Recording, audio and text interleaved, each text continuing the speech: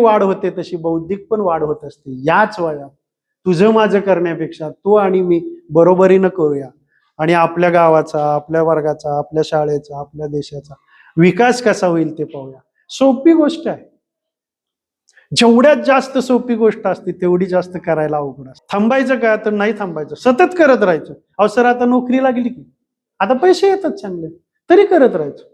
एक काही वाटा मी बाजूला ठेवणार आहे की माझ्या मागणे एक काही मंडळी येतात त्यांच्या शिक्षणासाठी ठेवणार आहे. जसा घासातला घास आपण मित्राला देतो, मैत्रिणीला देतो, मैत्रिणीबरोबर आपण काही दिवस गप्पा गोष्टी करतो, तसं आपल्या मागून येणाऱ्या लोकांसाठी आपला इतिहास जमा शिक्षणातला काही घास इथं ठेवायचा असतो, या भिंतीवरती लिहिलेला असतो.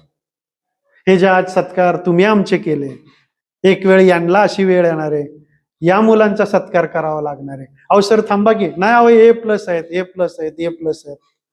अहो हे सगळेच एकाच मेरिटचे आहेत. असं कधी होतं का सांगा बरं? का होत नाही? व्हायला पाहिजे की नाही? एकाच वर्गात आहे, एकाच वेळेस ऍडमिशन घेतलंय, एकाच ध्येयानं आलोय, मग एकाच वेळेस 1 नंबर सगळे येत का नाही? 35 आहेत मुलं, 35च्या 35 एकच नंबर, 2 नंबर आलाच नाही. 100 100 100 100 100 असं का होत नाही?